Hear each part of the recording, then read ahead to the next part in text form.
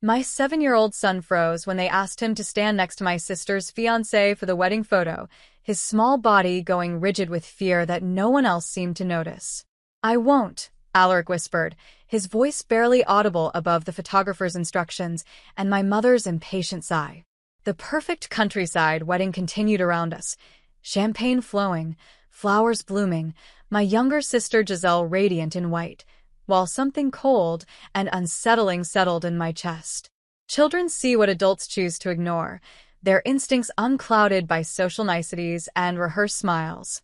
When Alaric slipped his phone from his pocket and showed me what he'd captured through his bedroom window 2 nights earlier, I realized that the quiet warnings we dismiss are often the ones that matter most, and that uncovering the truth about Cole Whitford would shatter everything my family thought they knew. The Wilson family estate sprawled before me like something out of a storybook, all ivy-covered stone and manicured gardens. It was exactly the kind of place my younger sister Giselle had always dreamed about for her wedding. Perfect, pristine, and impossibly romantic. I adjusted my 7-year-old son Alaric's bow tie as we stepped out of the car, the early summer breeze carrying the scent of roses and expensive champagne. "Remember what I said about being on your best behavior today?" I reminded him gently. Alaric nodded solemnly, his eyes taking in the grand estate. "I know, Mom. It's Aunt Giselle's special day." I smiled and squeezed his hand. Alaric had always been remarkably intuitive for his age, sometimes eerily so. He noticed things that others missed, felt shifts in mood before they were obvious. It was a quality that made him sensitive but also deeply perceptive. "Elizabeth, you're finally here." My mother's voice cut through my thoughts.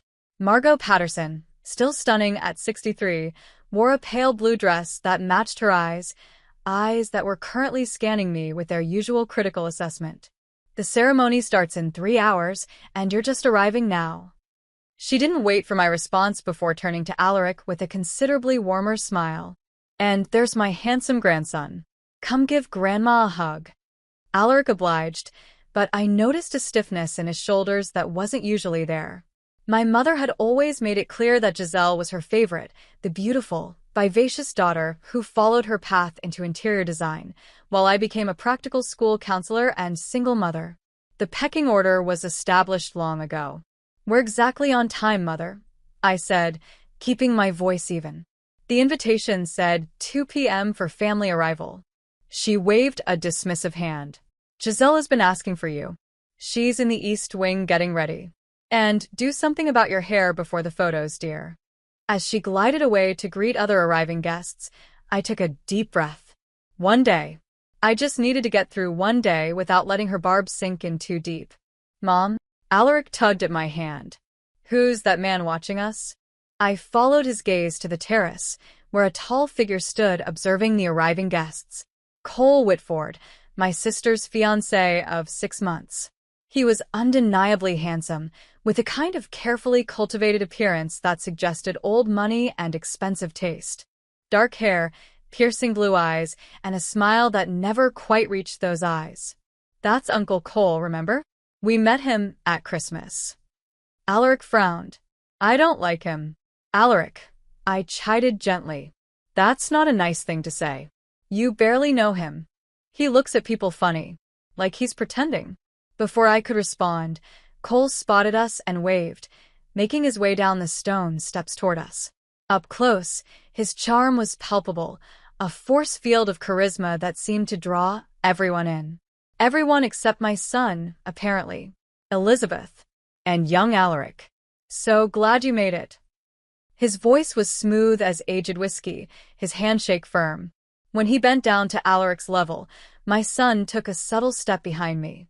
"Looking sharp in that suit, buddy. You're going to be the most handsome ring bearer this place has ever seen." Cole's smile was perfect, practiced, even, but something in his eyes made me uneasy. A coldness that didn't match his warm words. "Thank you," Alaric mumbled, eyes fixed on the ground. "Giselle's been asking for you," Cole said, straightening up. "She's a bundle of nerves. Maybe you can calm her down." His laugh was light, but there was something almost accusatory in his tone. "Of course. We'll head right up." As we walked away, I felt Cole's eyes on my back, Something about him had always made me slightly uncomfortable, though I could never quite put my finger on why. He'd appeared in Giselle's life so suddenly 6 months ago, and within weeks they were engaged. A whirlwind romance, my mother had called it. A rush mistake, I'd thought privately, but never said aloud. "Mom," Alaric whispered as we entered the grand house. "Can we go home?" I stopped, surprised. What? "We just got here. The wedding hasn't even started." He fidgeted with his tie. "I don't want to stay. He scares me." Who? "Cole." I knelt down to his level. "Why would he scare you?" Alaric just shrugged, but the worry in his eyes concerned me. I made a mental note to keep a closer eye on their interactions throughout the day. The East Wing was a flurry of activity: bridesmaids in matching robes, makeup artists with their cases of products, and at the center of it all, my sister. Giselle had always been the beauty of the family, with her perfect blonde curls and delicate features. Today, she looked like a magazine bride, stunning, but something was off. The vibrant spark that had always defined her seemed dimmed. "Lizzie, you're here." She rushed over, embracing me tightly. I felt her trembling slightly. "Of course I'm here. Wouldn't miss it." I pulled back to look at her. "You okay? Pre-wedding jitters?" "I'm fine," she said too quickly. "Just nervous. It's a big day." "It is. But are you sure about this, Giselle? 6 months isn't very long and—" "Don't start." She cut me off, her voice dropping. "I know what I'm doing. I'm just saying, you've always been so cautious. So scared to take chances." There was a defensiveness in her tone I hadn't expected. "Cole is amazing. He takes care of me. He knows exactly what I need." Before I could respond, one of the bridesmaids called her over for a touch-up. I set my purse down on a side table and pulled out my phone to check the time. Alaric tugged at my sleeve again. "Can I go explore? Please?" I hesitated. "Stay where I can see you, okay? And don't touch anything." While Alaric wandered around the perimeter of the room, examining the ornate furniture and wedding decorations, I tried to catch another moment with Giselle. The sister I knew was spontaneous, sometimes reckless, always laughing. This version of her seemed rehearsed, watchful. "Your son is adorable," said a voice beside me. A middle-aged woman in a housekeeper's uniform was arranging flowers nearby. Her nameplate read Louisa. "Thank you," I smiled. "He's quite the character." She glanced around, then leaned slightly closer. "Watch him closely," she said in a low voice. "I'm sorry? Not your son. Him, the groom." Her eyes held a warning. "Watch him closely." Before I could ask what she meant, she straightened up and moved away, continuing her work as if nothing had happened. A chill ran down my spine. I tried to brush it off. People love drama, especially around weddings. But combined with Alaric's unease, it left me unsettled. Looking around for my phone to check the time again, I realized it wasn't where I'd left it. I searched my purse, checked nearby surfaces. "Has anyone seen my phone?" I asked the room generally. No one had. 20 minutes later, as I was about to give up, one of Cole's groomsmen, a tall man named James with a perpetual smirk, approached me in the hallway. "Is this yours?" He held out my phone. "Found it in the restroom downstairs." "That's strange. I didn't use that restroom." I took the phone, feeling increasingly uneasy. Must have been someone else. Lots of phones look alike. His smile didn't reach his eyes either, something he had in common with Cole. As the ceremony time approached, we gathered for family photos in the garden. The photographer arranged us in groups, and when it came time for the shot with Cole, Giselle, and the immediate family, Cole insisted Alaric stand next to him. "The ring bearer should be front and center with us," he said, placing a hand on Alaric's shoulder. That's when it happened. Alaric froze completely, his small body going rigid. "No," he said quietly but firmly. "I won't stand next to him."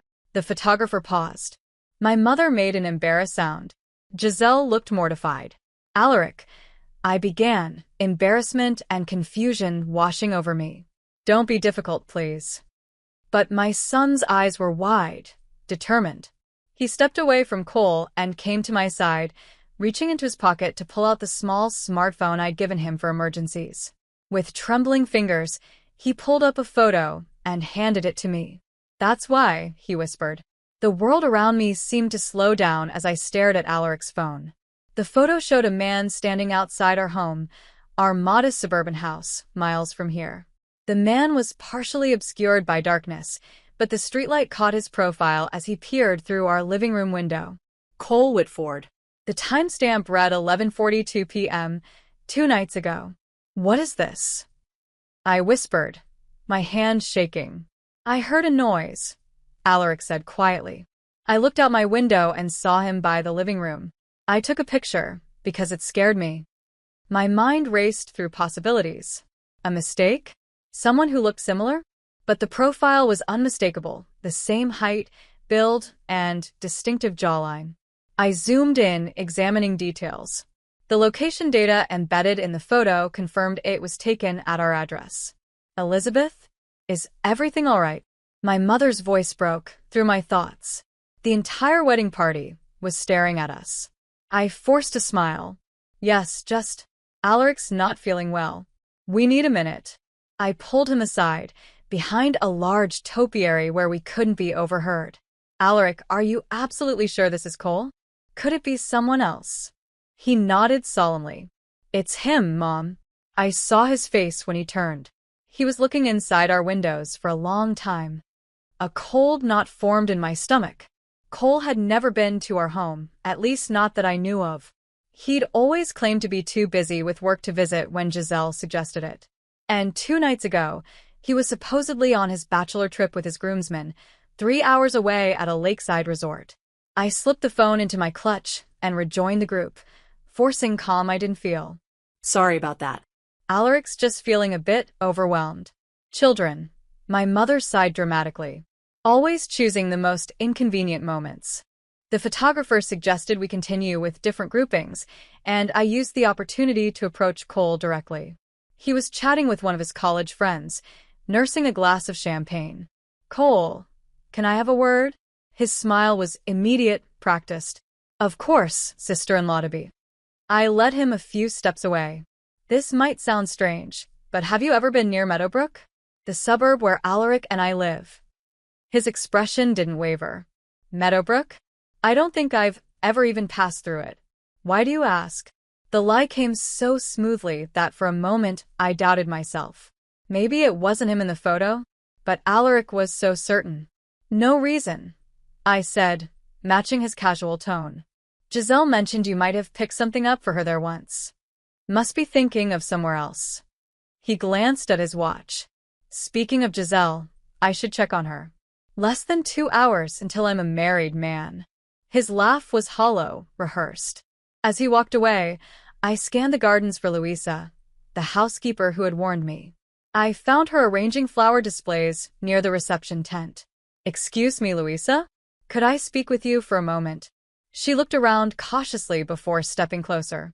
"Yes, ma'am." I showed her the photo on Alaric's phone. Her face drained of color, and she quickly looked away. "You know something," I pressed. "Please tell me what's going on." "I shouldn't say anything," she whispered. "I need this job. This is my sister we're talking about. And that's my home he was looking into. My son's bedroom is right there."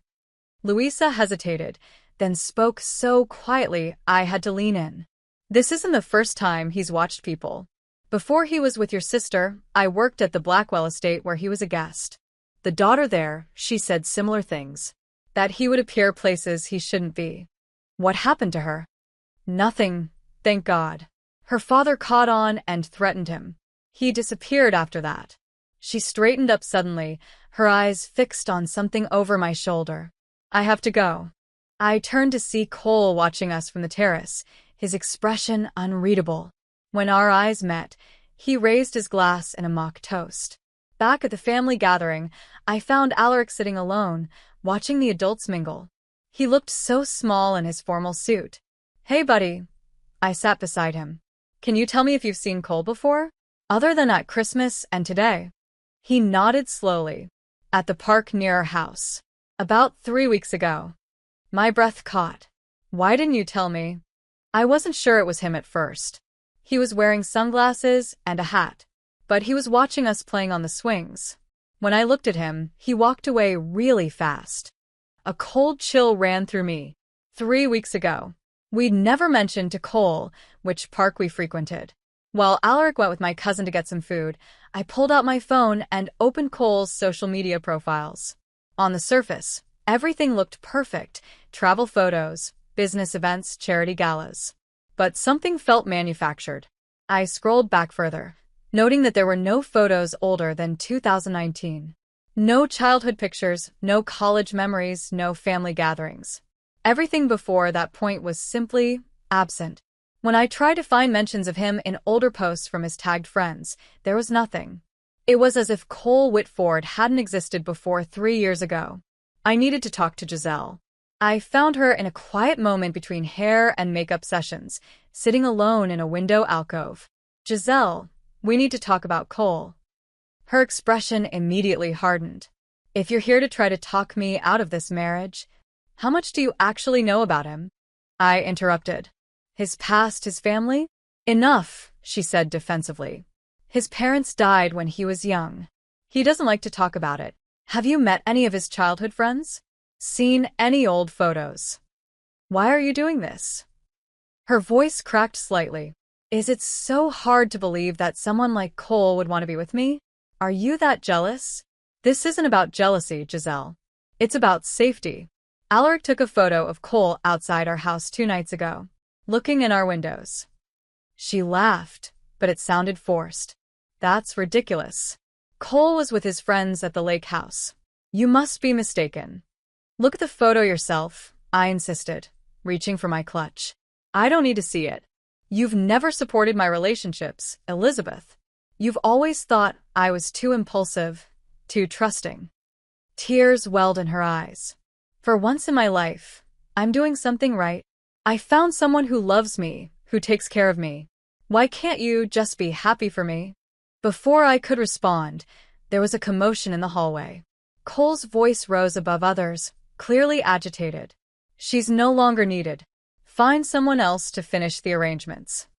I stepped out to see Louisa being escorted toward the staff entrance by the event coordinator. Our eyes met briefly, and the fear in hers was unmistakable. Within 20 minutes, she was gone. The rest of the afternoon passed in a blur of wedding preparations. I tried to keep an eye on both Alaric and Cole, increasingly convinced that something was deeply wrong. When I couldn't spot Alaric during the rehearsal walkthrough, panic seized me. "Has anyone seen my son?" I asked, trying to keep my voice steady. No one had. I searched the main house, my heart pounding in my chest. After 15 frantic minutes, I found him near the edge of the property with the elderly gardener, examining a row of rose bushes. "Alaric, you can't wander off like that." Relief and fear made my voice sharper than intended. "I'm sorry," he said, looking genuinely contrite. "I thought I heard someone calling my name from over there." He pointed toward the dense woods that bordered the property. The gardener, a weathered man in his 70s, gave me an apologetic look. "Found him walking this way, ma'am. Thought it best to keep him company until you came looking." I thanked him and led Alaric back toward the house, my mind racing. Someone calling his name from the woods? The entire situation was becoming more unsettling by the hour. Night fell over the Wilson estate, bringing with it the pre-wedding bonfire party, a tradition in Giselle's fiancé's family, apparently. Lanterns illuminated the expansive gardens while guests gathered around a controlled fire pit, drinking champagne and sharing stories about the couple. I watched Cole charm the crowd, his arm possessively around my sister's waist, her smile not quite reaching her eyes. "Mom, I'm tired," Alaric said, leaning against me on the garden bench where we sat slightly removed from the festivities. "We'll go to our room soon, sweetheart," I promised. In truth, I was waiting for an opportunity, one I knew would be risky but necessary. That opportunity came when Cole's business partner called him over to meet some important guest, and my mother whisked Giselle away to introduce her to distant relatives. With everyone distracted by alcohol and conversation, I turned to my cousin Ellis, who had always been my closest ally in the family. "Can you watch Alaric for an hour? There's something I need to do." Ellis raised an eyebrow but nodded. Everything okay, Liz? You've seemed on edge all day. Just wedding stress, I lied. I need to finalize my maid of honor speech. Too noisy in my room. He didn't believe me. I could tell, but Ellis had always respected boundaries. Sure thing. Alaric and I can raid the dessert table, right, buddy? Alaric looked hesitant to leave my side, but eventually nodded. Be careful, Mom, he whispered as he hugged me goodbye. The fact that my 7-year-old felt the need to warn me to be careful only strengthened my resolve. I slipped away from the party, making my way to the east wing where the groomsmen were staying. The hallway was deserted. Everyone was outside enjoying the festivities. Cole's room wasn't hard to find. It was the largest guest suite at the end of the corridor. My heart pounded as I tested the handle. Locked, of course. I had anticipated this and came prepared. During my brief stint in college theater, I had learned a few tricks from the stagehands, including how to jimmy certain types of locks with a credit card. It took a few tense minutes, but eventually, I heard the satisfying click. Inside, the room was immaculate, almost unnaturally so. No personal items left out, nothing to suggest personality or habits. The bed was made with military precision. The only signs of occupation were a leather toiletry bag in the bathroom and a suitcase tucked neatly in the closet. I started with the desk drawers. Empty, save for the standard hotel stationery. The closet revealed expensive suits, all with tags from the same high-end boutique in the city. The nightstand contained nothing of interest. Then I noticed the antique bureau against the wall. All the drawers opened easily except one. The bottom right drawer was locked. Unlike the door, this was a real lock that required a key. I searched the room methodically, checking all the typical hiding places, under the mattress, behind drawers, taped to the bottom of furniture. Nothing. I was about to give up when I noticed the toiletry bag in the bathroom had a small zippered compartment on the side.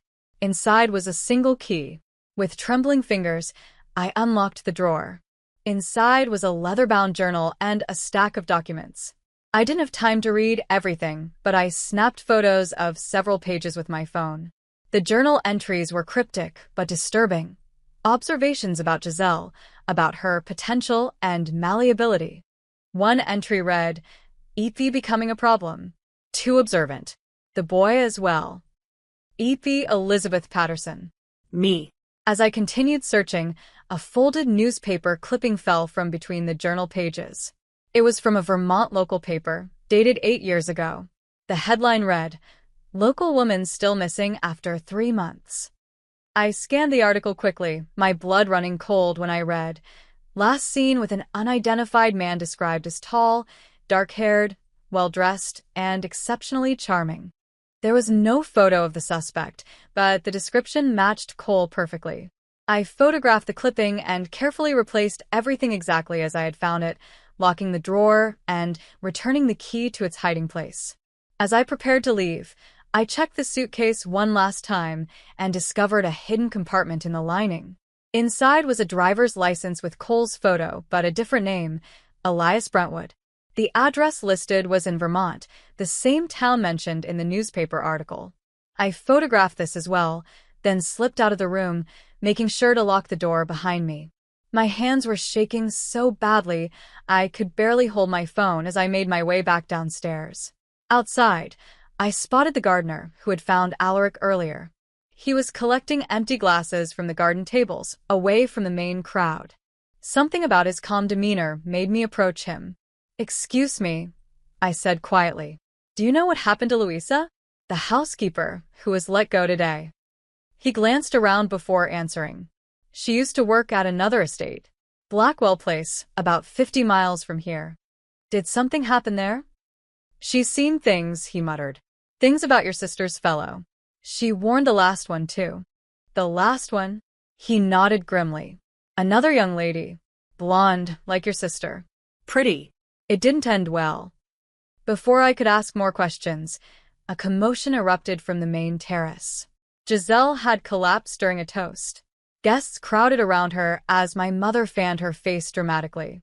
Cole knelt beside her, the picture of a concerned fiancé, but I caught the flash of annoyance in his eyes before he masked it with worry. "Just wedding stress and too much champagne," the family doctor declared after a brief examination. He was a friend of my parents who happened to be a guest. Let her rest, and she'll be fine for tomorrow. Cole carried her upstairs to her suite, refusing all offers of help.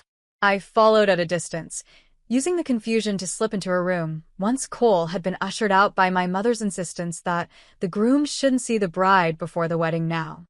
Giselle was lying on the bed, her complexion pale but her eyes alert. When she saw me, she tried to sit up. "Lizzie, I'm fine. Really. Just got lightheaded." I sat on the edge of the bed. "Giselle, I need to show you something."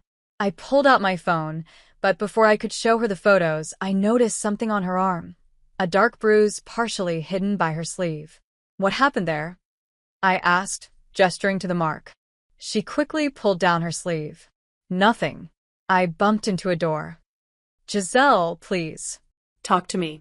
What's really going on?" Her carefully composed facade cracked. Tears welled in her eyes as she looked toward the door, as if afraid someone might be listening. "He gets controlling sometimes," she whispered. "If things aren't perfect. If I talk to people he doesn't approve of." "Has he hurt you?" I asked, my voice barely audible. She didn't answer directly. "He took my phone once. For 2 weeks. Said I was too distracted by social media, that I wasn't focusing enough on us." Her voice trembled.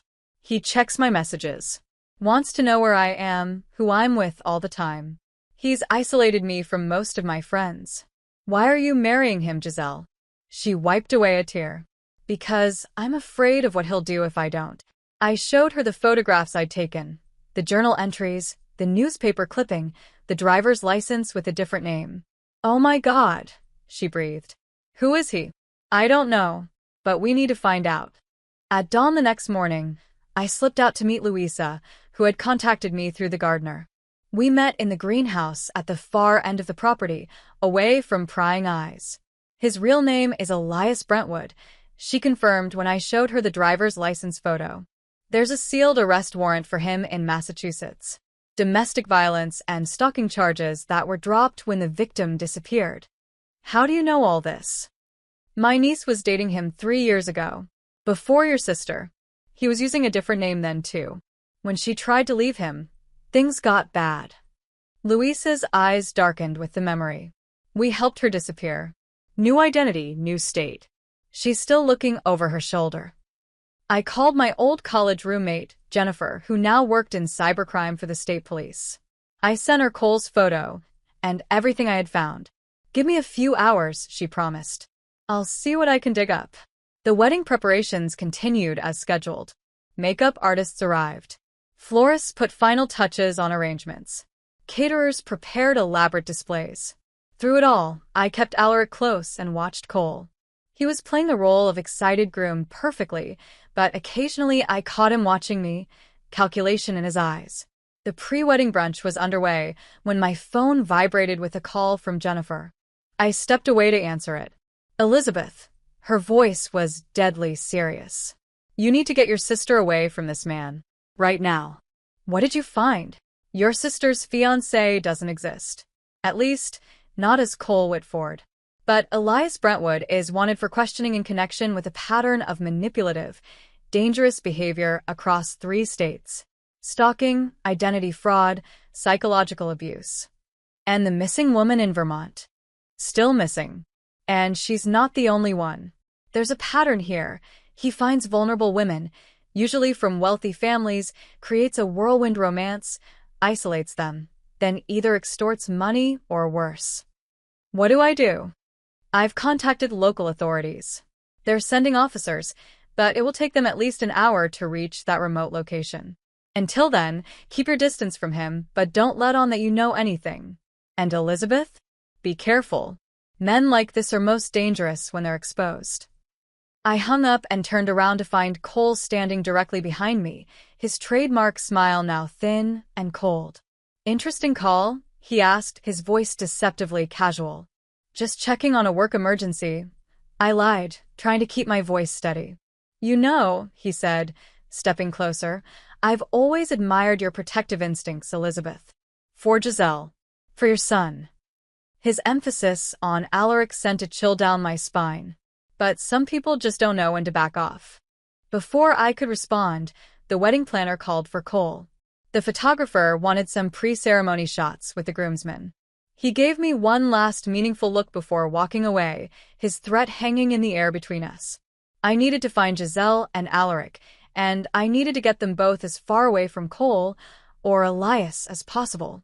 The reception was set to begin in just a few hours, but if Jennifer was right, we didn't have that kind of time. My heart raced as I scanned the crowded lawn for Alaric. The wedding guests mingled beneath white tents, laughing and drinking champagne, completely unaware of the danger hiding in plain sight. Cole's threat still echoed in my mind. The way he'd emphasized my son's name made my blood run cold. I spotted my mother chatting with the wedding planner, her hands moving animatedly as she directed last-minute adjustments to the flower arrangements. "Mother, have you seen Alaric?" I tried to keep my voice steady. She frowned. "Really, Elizabeth? Can you keep track of your own child?" "I think he was with your cousin Ellis near the fountain." Her eyes narrowed. "What's wrong with you today? You look positively ill." "Just wedding jitters." "For Giselle," I said, already moving away. "I found Ellis by the ornate stone fountain, but Alaric wasn't with him." "He was here 5 minutes ago," Ellis said, concern creeping into his voice. "He said he was going to find you." A knot formed in my stomach. "And you let him go alone?" "He just went toward the house, Liz. I watched him until he was inside." "What's going on? You've been acting strange all day." I lower my voice. "Cole isn't who he says he is. His real name is Elias Brentwood, and he's wanted in multiple states. I need to find Giselle and Alaric and get them out of here." Ellis stared at me, processing this information. Unlike the rest of the family, he didn't immediately dismiss my concerns. "What can I do?" "Help me find them. And if you see Cole, don't let on that anything's wrong." We split up, Ellis to search for Giselle, me to find Alaric. The estate was massive, with countless rooms and corridors. I checked our guest room first, then the kitchen, then began systematically working through the first floor, panic building with each empty room. When I reached the library, I heard voices, one of them unmistakably Alaric's. I slowed my approach, listening. "You're a smart kid, you know that?" Cole's voice was soft, almost friendly, but with an underlying edge. "Smarter than your mom, I think." "My mom is really smart," Alaric replied, his voice small but defiant. I peered through the crack in the door. Cole was sitting in a leather armchair, Alaric standing awkwardly before him. My son's posture was rigid, his hands balled into fists at his sides. "Smart enough to figure out who I am?" Cole laughed softly. "I don't think so. But you saw me that night, didn't you? Outside your window." Alaric said nothing. "It's rude not to answer when adults ask you questions," Cole said, his tone hardening. "Did you take that picture of me?" I pushed the door open before Alaric could respond. "There you are," I said, forcing brightness into my voice. "We've been looking everywhere for you." Cole's expression shifted seamlessly from threatening to welcoming. "Elizabeth, just having a little man-to-man chat with Alaric here. Getting to know my new nephew. Alaric, your grandmother is looking for you. Something about ring-bearer duties." The lie came easily. "Why don't you go find her?" For a moment, I thought Cole might object, but he simply leaned back in his chair, studying me with those cold eyes. Alaric hurried to my side, and I gently nudged him toward the door. "Go on, sweetheart. I'll be right there." Once Alaric was out of earshot, Cole's facade dropped. He's quite the observant little boy. Takes after his mother that way. "Stay away from my son," I said, keeping my voice low. "Or what?" His smile didn't reach his eyes. "You'll cause a scene at your sister's wedding? Tell everyone your paranoid theories? Who do you think they'll believe? The successful businessman who's made your sister happier than she's ever been, or the jealous older sister who's always been second best?" "I know who you really are, Elias." If I'd hoped to rattle him, I was disappointed. He merely raised an eyebrow. "Interesting theory. Giselle mentioned you had an overactive imagination." He stood, straightening his expensive suit jacket. "The ceremony is in 2 hours. You should focus on your maid of honor duties instead of these delusions. As he brushed past me, he paused. By the way, I've arranged for Giselle and me to leave immediately after the reception. A private plane to the Maldives. Just the two of us, far away from interfering family. Won't that be nice? The implication was clear. Once he had Giselle isolated, she would be entirely at his mercy. I had to act fast. I found Alaric with Ellis by the kitchen entrance. Stay with Ellis, I instructed him. Don't go anywhere alone, not even to the bathroom. Understand? He nodded solemnly. Mom, Cole asked me weird questions. About the picture I took. I know, sweetheart. You did exactly the right thing by taking that photo. I hugged him tightly, then turned to Ellis. Don't let him out of your sight. And find my mother. Keep her occupied. I need time to talk to Giselle alone. Jennifer called again, Ellis said quietly, handing me my phone. She says the police are 30 minutes out. 30 minutes. Too long if Cole decided to accelerate his plans. I found Louisa and the gardener, William, near the greenhouse. I need your help, I said without preamble. We need to create a distraction, something to get everyone outside and away from the main house. William's weathered face creased in thought. There's an old water pipe near the barn. Been meaning to replace it. One good knock with a wrench, and it'll spray everywhere. They'll have to move the reception tables. Perfect. Do it in 15 minutes. I need time to get to Giselle first. Louisa touched my arm. Be careful. Men like him, when they feel cornered, they're unpredictable. I know. That's why I need one more favor. I described what I needed, and she nodded grimly. I made my way to Giselle's suite, where she was being helped into her wedding dress by two bridesmaids. Can I have a moment alone with my sister? I asked. They exchanged glances, but left us. Giselle, listen to me carefully. The police are on their way. Cole, or Elias, whatever his name is planning to take you away immediately after the reception.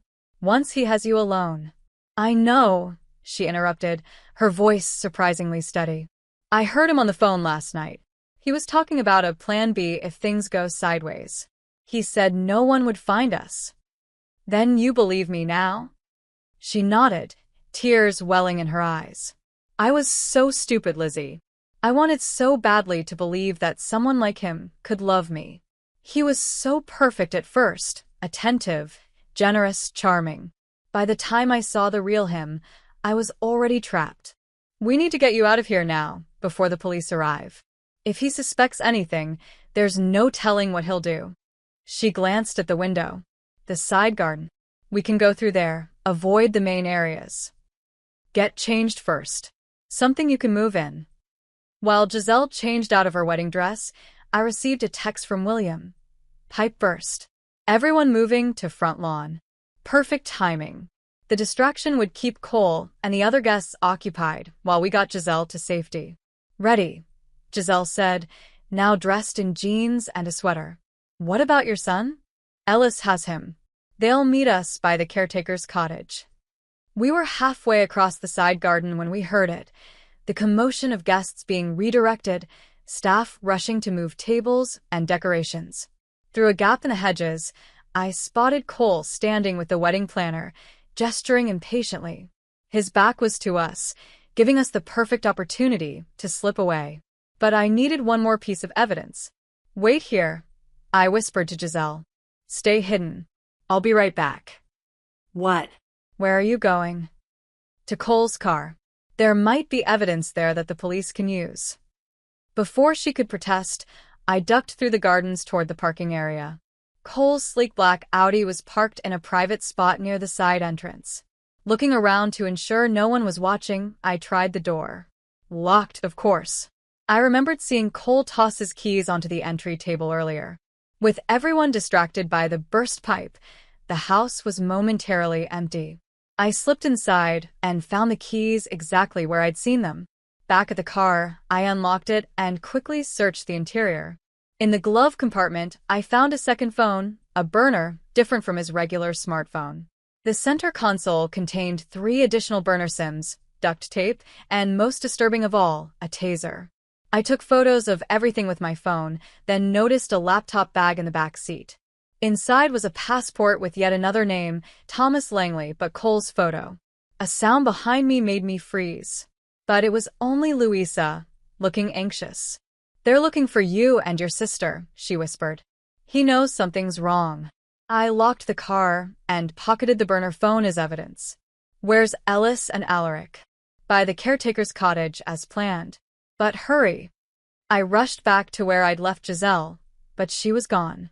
Panic surged through me until I spotted a scrap of paper tucked into the hedge, a torn piece of the estate stationery with hastily scrawled words. "He came. Looking for you. Meet at cottage." Cole had found her. I texted Ellis. "Is G with you?" His response was immediate. "No. Just me and Ace, police 5 minutes out." I ran toward the caretaker's cottage, staying within the cover of the trees that bordered the property. As I approached, I saw Ellis standing outside with Alaric, scanning the area anxiously. "Did you find her?" Ellis asked as I reached them. "No." "She left a note saying Cole came and that she'd meet us here." Ellis's expression darkened. "I don't like this, Liz. It could be a trap." A new text from Jennifer confirmed my fears. "Officers delayed. Accident on main road. ETA now 20 minutes. "We need to find Giselle now," I said. "Cole knows we're onto him. He's desperate." "I'll help you look," Ellis said. "But what about Alaric?" "He stays with me." I knelt before my son. "Alaric, I need you to be very brave. We need to find Aunt Giselle, but we have to be very quiet, like we're playing hide and seek." "Can you do that?" He nodded, his eyes wide but determined. "Stay close to me. If I tell you to run, you run to those police cars when they arrive. Understand?" "Yes, Mom." The three of us began searching the grounds, moving away from the main commotion. The estate's vast property bordered a dense wooded area to the north, a perfect place to disappear. "Look," Alaric whispered, pointing toward the tree line. A flash of pale blue, Giselle's sweater, visible for just a moment before disappearing among the trees. "Ellis, alert the police when they arrive. Send them to the north woods." I squeezed Alaric's hand. "Stay with me, and remember what I said." We moved carefully toward the woods, the sounds of the wedding chaos fading behind us. At the tree line, I found Giselle's cashmere scarf caught on a branch. Whether left as a clue or torn off in a struggle, I couldn't tell. "Aunt Giselle." Alaric called out softly. "Shh," I cautioned, listening intently. The woods were quiet except for the rustling of leaves in the gentle breeze. We ventured deeper, following a narrow path. The daylight dimmed as the trees grew denser. My phone's flashlight provided minimal illumination as we navigated the uneven ground. Suddenly, the light flickered and died. I checked my phone. No signal, and the battery was critically low. A chill ran down my spine that had nothing to do with the temperature. "Mom," Alaric whispered, tugging at my sleeve. "I see someone." I followed Alaric's gaze through the trees. About 50 yards ahead, a figure moved through the dappled shadows. It was Cole, and he was holding Giselle by the arm, leading her deeper into the woods. "Stay here," I whispered to Alaric, guiding him behind a large oak tree. "Don't move until I come back for you." "No, Mom," he said, his voice trembling but resolute. "We stick together. You said so." He was right. Separating was too dangerous. "Okay, but stay behind me, and if anything happens, you run back to Ellis. Promise me." "I promise." We moved carefully through the woods, keeping Cole and Giselle in sight while staying hidden among the trees. The forest floor was damp from recent rain, allowing us to move quietly over the soft ground. I could hear Cole's voice now, too low to make out the words, but the tone was unmistakable, threatening, controlled anger. Giselle stumbled, and he yanked her roughly to her feet. She was crying, her makeup streaking down her face. I wanted desperately to rush forward, but we were still too exposed. One wrong move, and he might hurt her or worse. They stopped in a small clearing where the trees thinned slightly. Cole checked his watch impatiently, then pulled out his phone. No signal here either, judging by his frustrated expression. That small stroke of luck might give us an advantage. I motioned for Alaric to stay put while I crept closer, using the trees for cover. Now I could hear them. "This is your fault," Cole was saying, his voice eerily calm. "We could have been happy, Giselle. Everything was arranged perfectly." "Please," Giselle sobbed. "Just let me go. I won't tell anyone."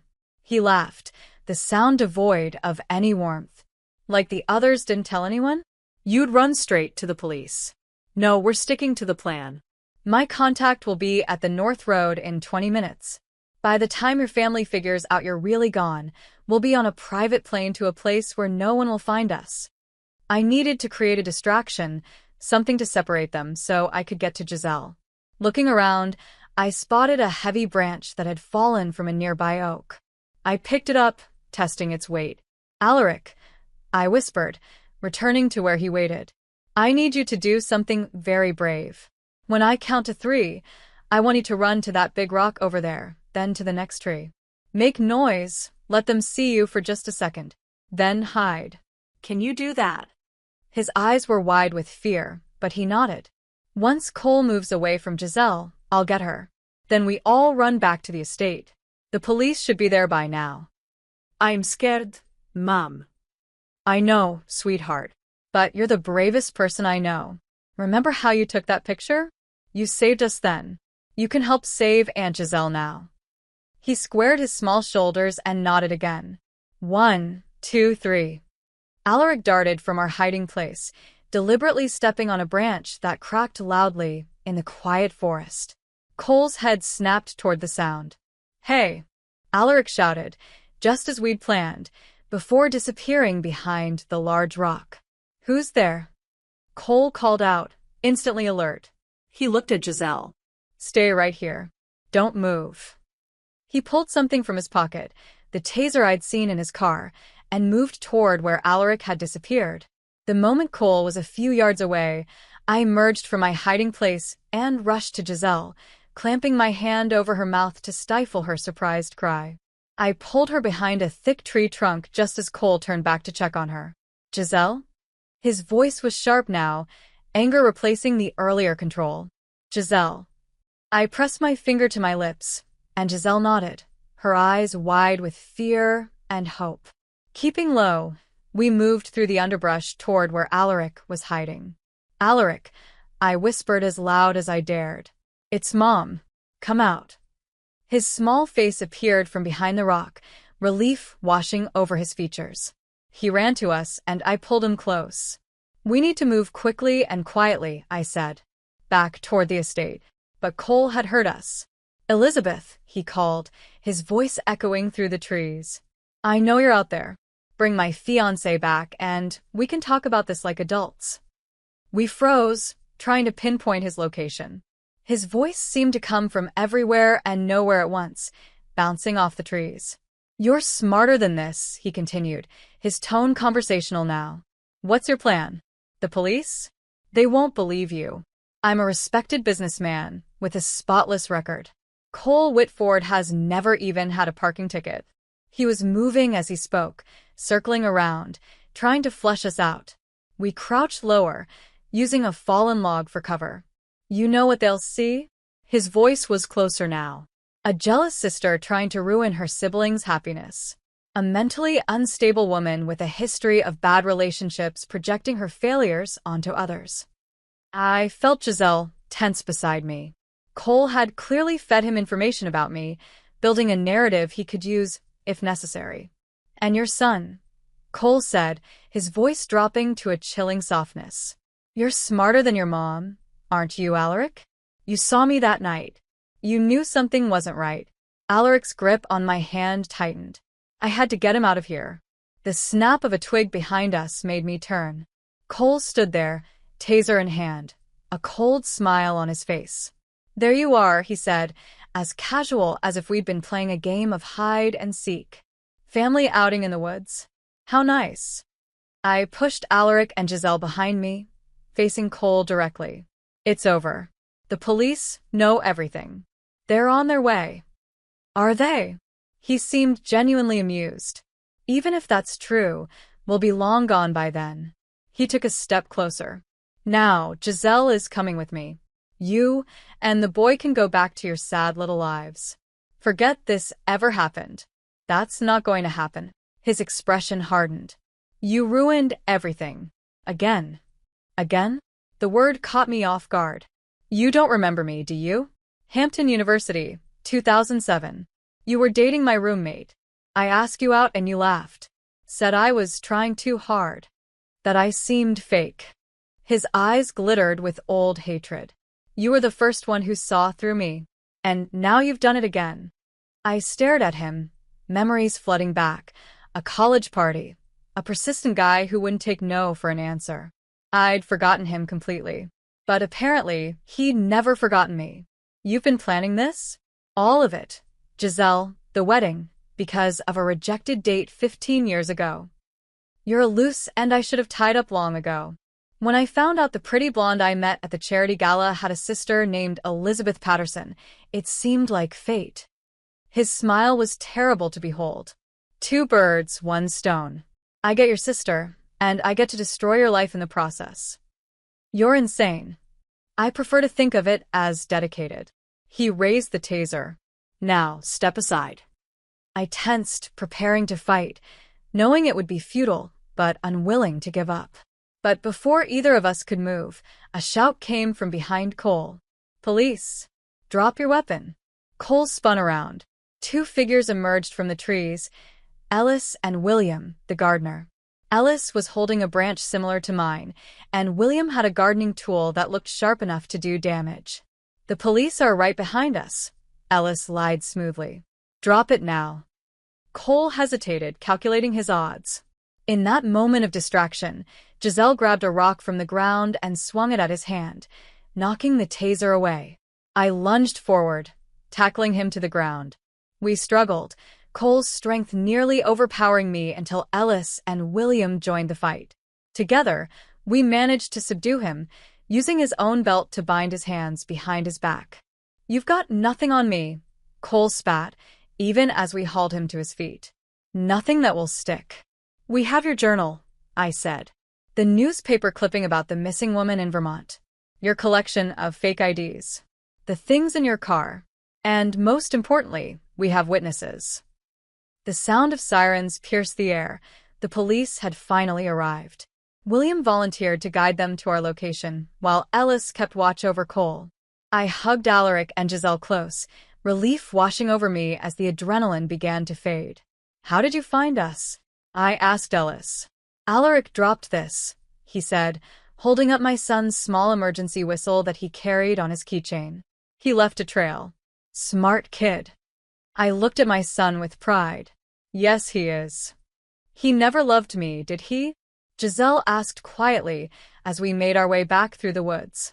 I squeezed her hand. No. But that's not a reflection on you. It's on him. The police met us at the edge of the woods. Jennifer was with them, and the look of relief on her face when she saw us safe made me realize how close we'd come to disaster. As the officers led Cole away, he looked back at me one last time. This isn't over, he said, but his threat sounded hollow now. Alaric tugged at my sleeve. Why did he watch us, Mom? I knelt to his level, struggling to find an answer that would make sense to a 7-year-old when it barely made sense to me. Some people are just broken inside, sweetheart. They don't see the world like we do. He considered this, then nodded with the simple acceptance of childhood. I'm glad I took that picture. I pulled him close. So am I. You saved us all. 3 months passed like a strange dream. The wedding that never happened became a distant memory, though the fallout continued to ripple through our lives. Alaric started therapy, not because he was traumatized, the therapist explained, but to give him tools to process what he'd experienced. He's remarkably resilient, Dr. Mitchell told me after their 4th session. Today he drew this.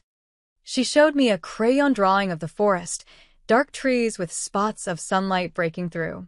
In the center stood a small figure, Alaric, facing something shadowy and large. At the bottom, in his careful 7-year-old handwriting, he'd written, "This is where I learned I was brave." I tucked the drawing carefully into my bag, another piece of evidence that children are often stronger than we give them credit for. Giselle retreated from public life in the aftermath. No social media, no charity galas, no fashion shows. She rented a small cabin near a lake in Vermont, a deliberate choice, she told me, to reclaim something that Cole had tainted. Her letter arrived on a Tuesday morning, her familiar looping handwriting filling 3 pages. "I'm sorry," she wrote. "Not just for not listening when you tried to warn me, but for everything before that too. For always needing to be the center of attention. For always needing to be the one everyone applauded.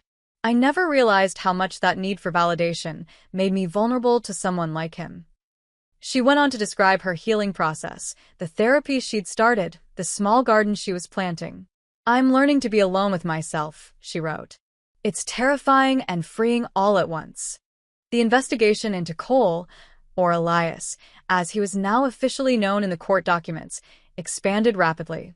Jennifer kept me updated as new information emerged. 2 other women from different states came forward with similar stories. They had nearly married him too under different names. One in Washington state, another in Florida. Both had narrowly escaped. "Would you be willing to speak with one of them?" Jennifer asked me over coffee one day. "The woman from Maine. She's still struggling with what happened, and I think it might help her to talk to someone who understands." I agreed, and a week later, I sat across from Natalie Burton in a quiet corner of a small cafe. She was younger than me, maybe 30, with the watchful eyes of someone who had learned to be constantly vigilant. "I almost didn't come," she admitted, clutching her coffee cup like a lifeline. "I still get panic attacks in public places. Always checking to see if he's somehow found me again." "I understand," I said. And I did. Though Cole was in custody awaiting trial, I still found myself checking the locks twice at night, still startled at unexpected shadows. "How did you know?" she asked. "What tipped you off?" "My son," I said simply. "He saw what the rest of us missed." Natalie nodded, tears filling her eyes. I wish I'd had someone like him in my life. Someone who saw through the mask. As the weeks passed, other aspects of my life began to shift as well. My mother, who had always favored Giselle and criticized my life choices, began to see me differently. The woman who had dismissed me as paranoid now looked at me with something approaching respect. "I'd like to visit," she said over the phone one evening. "Spend some time with Alaric. If that's all right with you." I covered the receiver. "Grandma wants to come visit. Is that okay with you?" Alaric considered for a moment, then nodded. "She can help me with my model airplane." "He says yes," I told her, surprised by my son's capacity for forgiveness. Cole's trial began in the fall. The prosecution had built a solid case. Multiple identities, the journal documenting his manipulation tactics, evidence of stalking, testimonies from previous victims. Giselle testified, her voice shaking but determined as she recounted the psychological abuse, the isolation, the fear. When it was my turn on the stand, I described finding the newspaper clipping, the hidden identity documents, the confrontation in the woods. Cole watched me with those cold eyes, no longer bothering with the charming mask he'd worn for so long. "Did the defendant ever threaten you directly?" the prosecutor asked. "Not in those words," I said. "He didn't have to. The threat was implied in everything he did, watching our house, isolating my sister, targeting my son." The trial lasted 3 weeks. Cole showed no remorse, not even when the jury delivered their verdict, guilty on all counts. The judge sentenced him to 15 years with no possibility of parole for 10, citing the calculated nature of his crimes and the psychological damage inflicted on his victims. "It's over," Jennifer said as we left the courthouse. But we both knew that wasn't entirely true. The legal proceedings might be finished, but the healing had only just begun. A year to the day after the wedding that never was, Alaric and I returned to the Wilson estate. Not to dwell on what had happened, but to reclaim the place in our memories. The current owners, friends of my parents, had graciously given us permission to walk the grounds. The gardens were different now, replanted with wildflowers instead of the formal arrangements I remembered. The greenhouse where I'd met with Louisa had been converted into a small art studio. The woods at the property's edge seemed less threatening in the bright autumn sunlight. It looks smaller, Alaric observed as we stood on the terrace where it had all begun. Places often do when you revisit them, I said. Especially places where scary things happen. He nodded thoughtfully, then reached into his pocket and pulled out a small package wrapped in tissue paper. I have something for you. Inside was a framed photograph, the last one taken at the wedding before everything unraveled. It showed our family grouped together, tension visible now that I knew what to look for. Alaric had written across the bottom in his best handwriting, "This saved us." I kept it to remember, he explained. Not the scary parts, but the part where I was brave enough to show you the truth. I hugged him close, marveling at his wisdom. I'm so proud of you. Giselle joined us that evening at our hotel. She looked healthier than I'd seen her in years. Her face had lost the pinched anxiety that had become so familiar during her time with Cole. There was a new confidence in the way she carried herself. I'm moving back to the city next month, she announced over dinner. I've been offered a teaching position at the design school. That's wonderful, I said, genuinely happy for her. I couldn't have done it without you, she said, reaching across the table to squeeze my hand. You didn't just save me from him, Lizzie. You saved me from myself.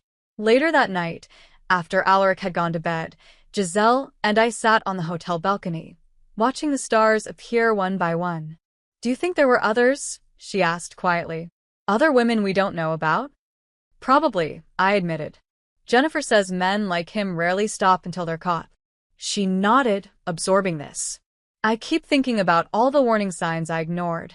All the red flags that seemed romantic at the time. The whirlwind courtship. The lavish gifts. The way he wanted me all to himself. You can't blame yourself, I said. He was a master manipulator. I know. But I should have trusted you. Trusted myself, too. There were moments when I knew something was wrong, but I pushed those feelings away. We sat in companionable silence for a while, the night air cool against our skin. Alaric asked me something today that I couldn't answer. I finally said. He wanted to know why some people pretend to be something they're not. Giselle considered this. What did you tell him? That sometimes people wear masks because they don't like what's underneath. That Cole, Elias, whoever he really was, had probably been pretending for so long that there might not be a real person left beneath the disguise. That's sad, Giselle murmured. Yes, I agreed.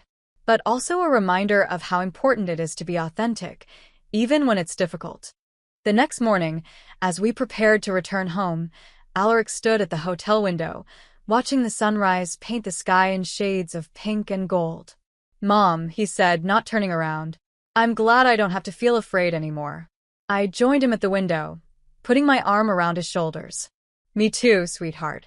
As we drove away, I thought about how often the most important warnings in life come not from blaring sirens or flashing lights, but from quiet observations, a child's intuition, a housekeeper's whispered caution, the subtle discomfort we feel when something isn't right. Sometimes it's not the loudest warnings that save your life. It's the quiet ones, the ones whispered by someone who's still small enough to see what adults refuse to. If this story resonated with you, hit like, subscribe, and share your thoughts below, because there are always more layers to uncover in the stories we tell ourselves.